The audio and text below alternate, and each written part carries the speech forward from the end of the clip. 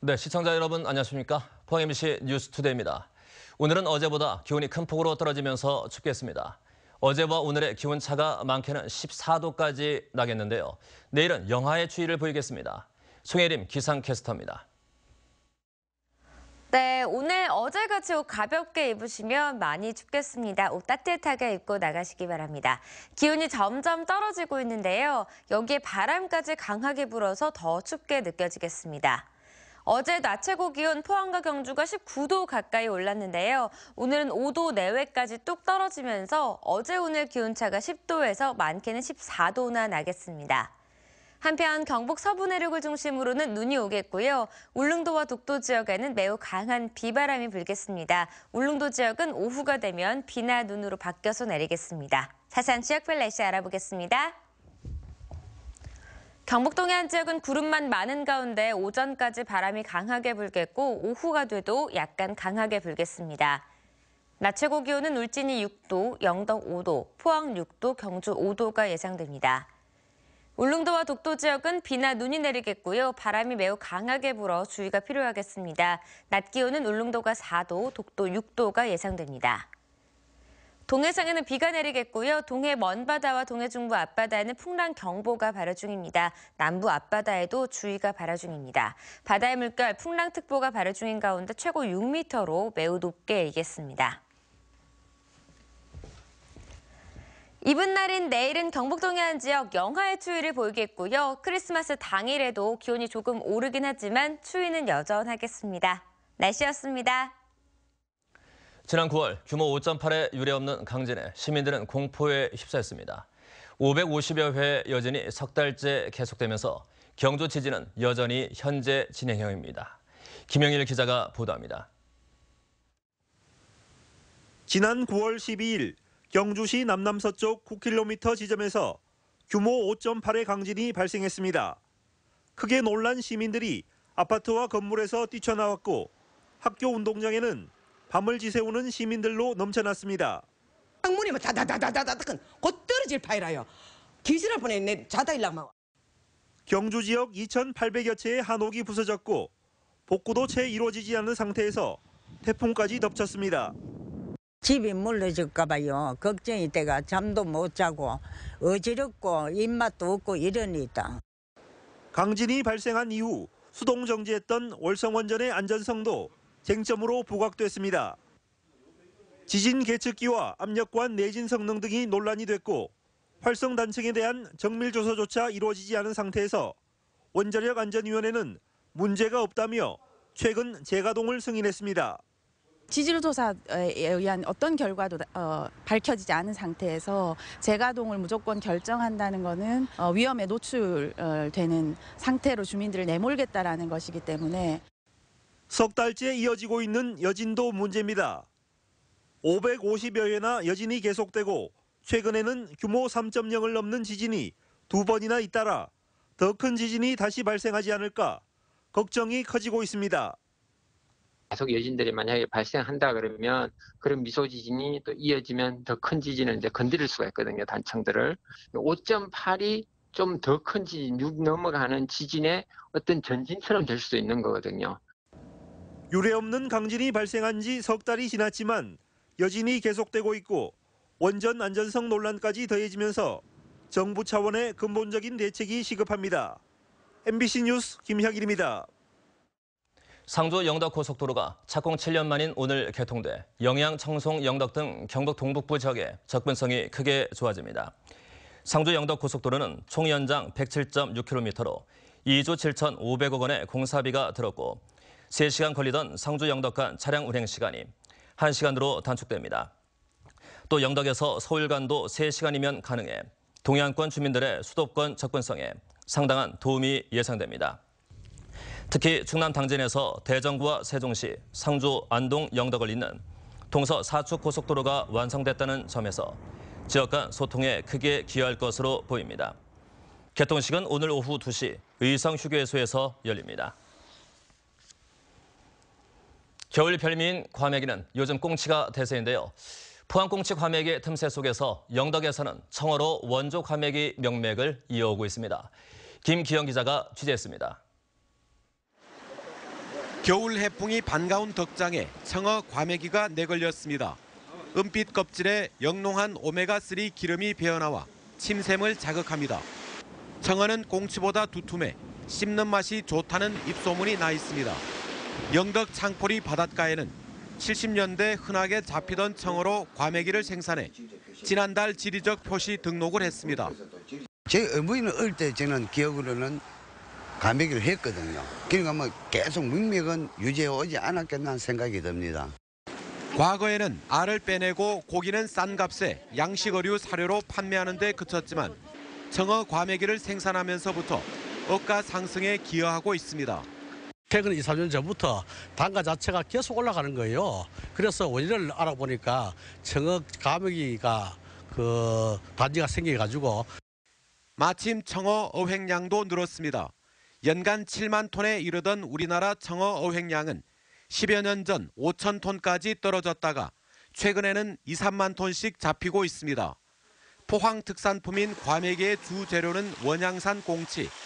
최근 어획량이 회복되고 있는 연근해산 청어로 대체할 필요가 있습니다. 꽁치의 수입 금지가 되었을 경우에는 과메기 원료가 되는 재료가 곧 구해지지 않는다는 의미가 되기 때문에 이러한 상황에 대비하기 위해서라도 청어 과메기에 대한 저변 확대가 필요하다고 생각합니다. 30여 가구에 불과한 조그마한 바닷가 마을에서 해마다 2배가량 매출 신장세를 보이며 원조 과메기의 명맥을 잇고 있습니다. MBC 뉴스 김기영입니다. 포항시는 내년에 41건의 신규 국가예산 사업비로 360억 원을 확보했다고 밝혔습니다. 신규 사업으로는 호미곶 국립박물관 건립을 위한 기본계획 수립에 10억 원과 타이타늄 육성 사업 32억 원, 그리고 동남권 지진 단층 융합연구센터 건립을 위한 지진 조기 경보 시스템 연구에 30억 원 등입니다. 또 영일만 대교 건설 기본 계획 수립을 위한 사업비 20억 원이 확보됨에 따라 내년 초에 사업 계획의 적정성 검토가 마무리되면 기본 설계에 들어갈 수 있을 것으로 전망됩니다. 죽음의 도로로 불렸던 88 올림픽 고속도로가 광주 대구 고속도로로 확장 개통한 지 1년이 됐습니다. 중앙 분리대가 없어 대형 사고가 잇따랐던 도로에서 사망 사고 한 건 없는 도로로 거듭났습니다. 도성진 기자입니다. 지난해 9월 88 올림픽 고속도로 고령군 성산면 부근에서 발생한 교통사고. 3중 충돌 사고로 9명의 사상자가 났는데 중앙 분리대조차 없는 좁은 도로 탓에 피해가 컸습니다. 이 사고 석 달 뒤 도로명을 바꿔 확장 개통한 광주 대구 고속도로는 중앙 분리대가 설치되고 도로도 곧게 뻗어 사고 위험을 대폭 줄였습니다. 확장 전 지난 한 해 동안 11명의 사망자가 발생했지만 확장 개통 후에는 한 건도 발생하지 않았고 부상자는 42명에서 27명으로 36% 감소한 것으로 집계됐습니다. 오르막배기 같은 것이 많이 완화되면서 이렇게 저희 트럭들 같은 경우에는 내리막길 그런 데가 특히 겨울철 같은 경우 굉장히 위험하고 그런데 그런 게 많이 완화되고 그래가지고 훨씬 더 안전하다고 생각합니다. 2000년 교통사고 치사율이 다른 고속도로의 4배인 43%에 이르며 죽음의 도로로 불렸지만 그 오명을 완전히 벗은 겁니다. 휴게시설이 늘어난 것도 사고 감소에 큰 역할을 한 것으로 보입니다. 기존 5곳에 불과하던 휴게시설은 휴게소 8곳, 졸업쉼터 4곳 등 모두 12곳으로 크게 늘었습니다. 산악지형을 관통하는 급커브와 급경사가 거의 없어지며 경북 고령에서 전남 담양까지 운행 시간이 30분 이상 단축됐습니다. 개통 후 양방향 차량 통행도 하루 평균 14,000여 대로 개통 전보다 30% 증가했습니다. 웬간하면 돌아가지 88을 안 답니다. 옛날에는. 그래 짐을 좀 실어부터 가면 가는 시간이 너무 걸리기 때문에. 지금은 이제 가기가 제일 편하죠.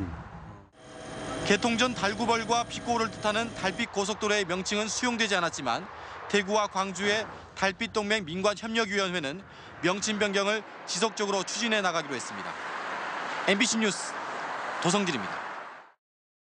포항시는 지곡단지의 무분별한 개발을 막기 위해 지구 단위 계획을 마련해 한마음체육관에서 주민 설명회를 가졌습니다.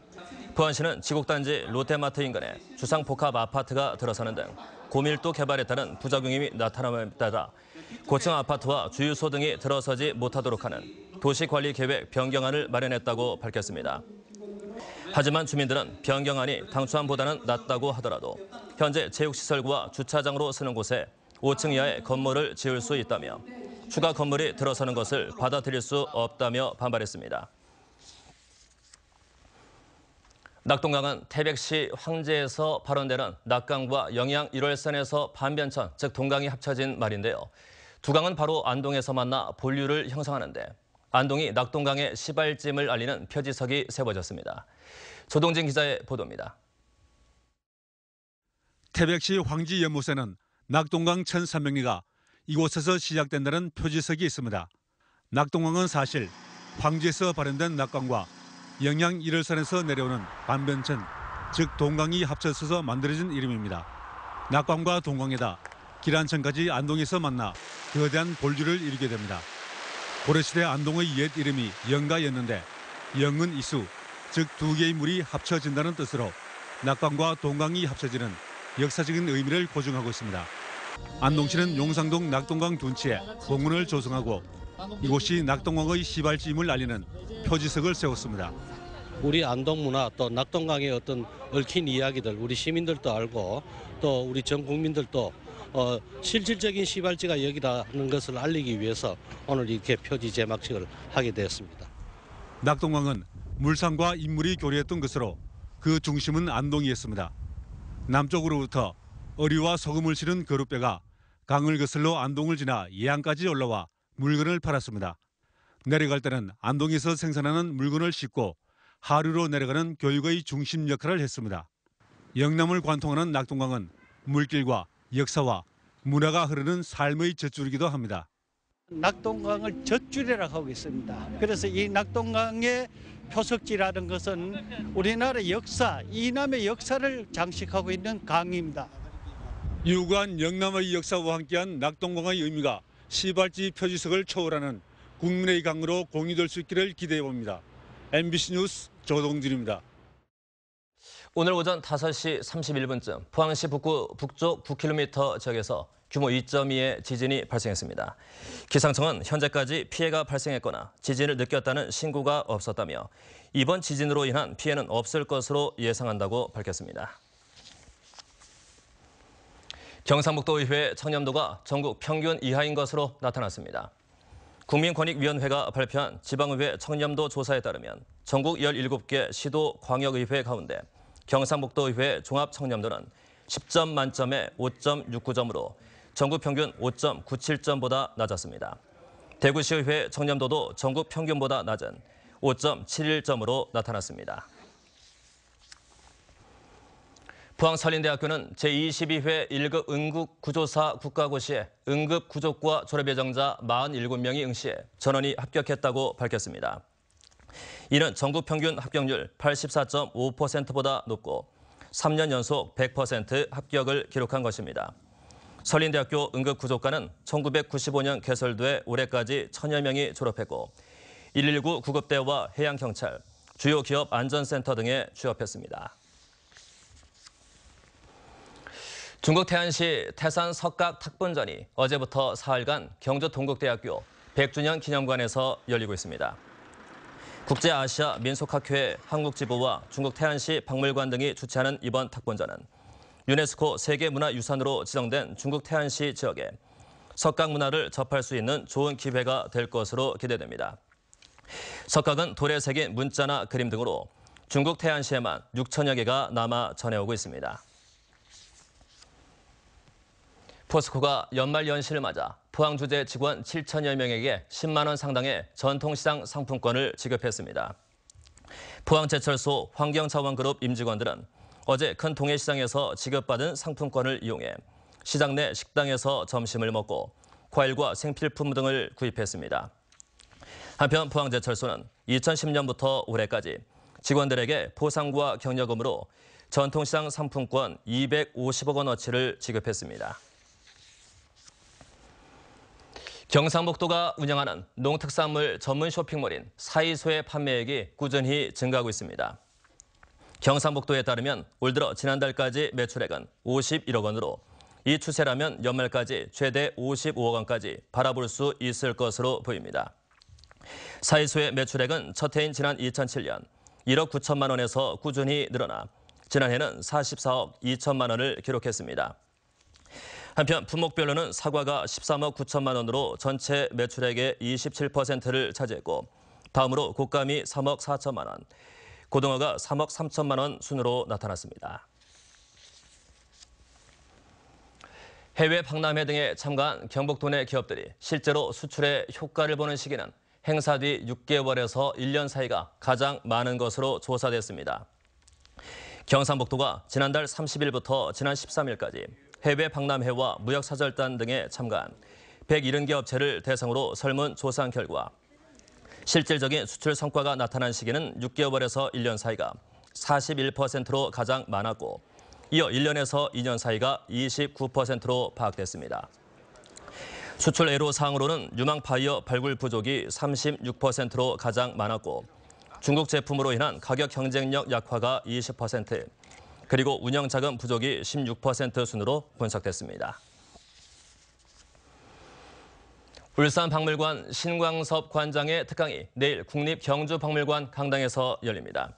신 관장은 금동대향로와 백제문화라는 주제로 열리는 이번 특강에서 백제 금동대향로의 예술성과 독창성, 백제 건축과 미술문화에 대해 이야기할 예정입니다. 국보 287호 금동대향로는 1993년부터 이뤄진 충남 부여읍 능산리 발굴 작업에서 출토됐으며 당시 신 관장은 조사단장으로 참여한 바 있습니다. 포항저 학교 땅값을 두고 벌어진 법정 다툼에서 법원이 개발 이익을 배제한 조성원가로 땅값을 지불해야 한다며 교육청에 손을 들어주면서 포항교육청이 170억 원의 예산을 절감했습니다. 경북도 교육청은 장흥중과 포은중 부지와 관련해 100억 원가량을 돌려받게 됐으며 우연동 중앙초등학교 부지도 건설사가 제시한 금액보다 70억 원이 낮은 48억 원에 매입할 수 있을 것으로 보입니다. 또 양덕초등학교와 양덕중학교와 양석초등학교 부지도 당초 교육청이 제시한 매입가인 26억 원과 24억 원이 구입에 가능해 학교 신설 예산을 절감할 수 있게 됐습니다.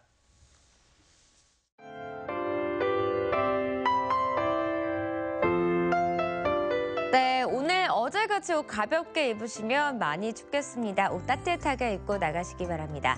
기온이 점점 떨어지고 있는데요. 여기에 바람까지 강하게 불어서 더 춥게 느껴지겠습니다. 어제 낮 최고 기온 포항과 경주가 19도 가까이 올랐는데요. 오늘은 5도 내외까지 뚝 떨어지면서 어제 오늘 기온차가 10도에서 많게는 14도나 나겠습니다. 한편 경북 서부 내륙을 중심으로는 눈이 오겠고요. 울릉도와 독도 지역에는 매우 강한 비바람이 불겠습니다. 울릉도 지역은 오후가 되면 비나 눈으로 바뀌어서 내리겠습니다. 자세한 지역별 날씨 알아보겠습니다. 경북 동해안 지역은 구름만 많은 가운데 오전까지 바람이 강하게 불겠고 오후가 돼도 약간 강하게 불겠습니다. 낮 최고 기온은 울진이 6도, 영덕 5도, 포항 6도, 경주 5도가 예상됩니다. 울릉도와 독도 지역은 비나 눈이 내리겠고요. 바람이 매우 강하게 불어 주의가 필요하겠습니다. 낮 기온은 울릉도가 4도, 독도 6도가 예상됩니다.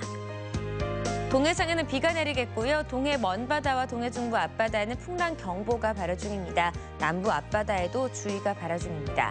바다의 물결 풍랑특보가 발효 중인 가운데 최고 6m로 매우 높게 일겠습니다. 이번 날인 내일은 경북 동해안 지역 영하의 추위를 보이겠고요. 크리스마스 당일에도 기온이 조금 오르긴 하지만 추위는 여전하겠습니다. 날씨였습니다. 네, 포항 MBC 뉴스투데이 마칩니다. 감사합니다.